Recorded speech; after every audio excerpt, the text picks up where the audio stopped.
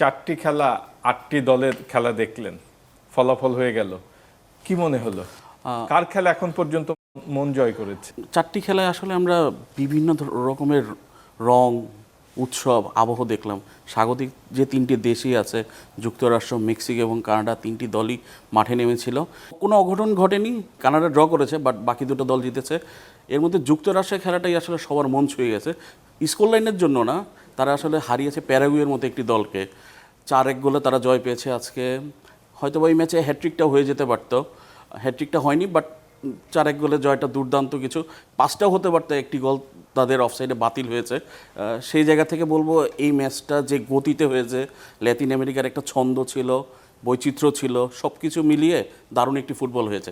সেই সাথে দুর্দান্ত কিছু সেভও কিন্তু হয়েছে। দক্ষিণ কোরিয়া এবং চেকিয়ার ম্যাচে খুব দুর্দান্ত কিছু গোলকিপাররা খুব ভালো ভালো সেভ করছে, রক্ষণটা আমরা খুব ভালো দেখেছি।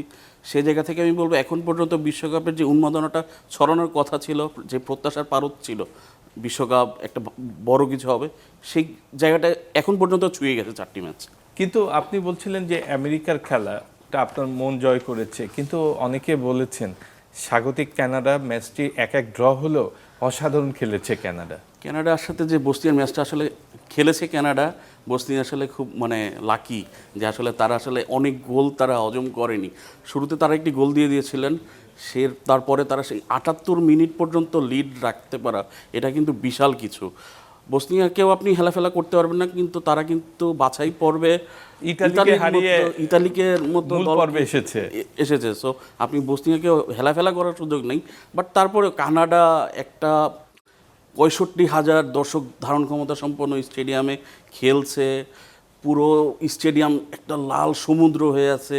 সেই জায়গাটা থেকে ম্যাচ জয় করে আনা অথবা একটা ড্রয়ের সমতুল্য একটি জয় আনা বসনিয়ার জন্য এটা খুব বড়। আপনি কানাডার সাফল্যটাকে ছোট করে দেখতে পারবেন না। কানাডা তৃতীয়বারের মতো ওয়ার্ল্ড কাপে খেলতেছে, এই প্রথমবার তারা একটি পয়েন্ট পেয়েছে। একটি পয়েন্ট কিন্তু বিশাল কিছু। তারা কিন্তু এর আগে যে 2টি ওয়ার্ল্ড কাপে খেলেছে প্রত্যেকটাতেই তারা হেরে বিদায় নিয়েছে। তো স্বাগতিক দেশ হিসেবে কানাডার এই 1 পয়েন্টটাকে আপনি জয় বলতেও পারেন। আচ্ছা, আর গতকালের ম্যাচের কথা যদি বলি, আপনি যেটি আমি বলছিলাম যে 4টি খেলা হয়েছে, 8টি দলের খেলা দেখেছি আমরা। আমাদের এশিয়ার দক্ষিণ কোরিয়া অনেক ভালো খেলেছে এবং জয় পেয়েছে, পিছিয়ে যেও। এটা একটা প্রত্যাবর্তনের গল্প। আমরা বলি না যে পিছিয়ে থেকে এসেও যে কিভাবে জয় করা যায়, সেটা আসলে কোরিয়া দেখিয়ে দিয়েছে। এক্ষেত্রে আমি বলবো যে তাদের চোয়ালবদ্ধ একটা মানসিকতা আছে।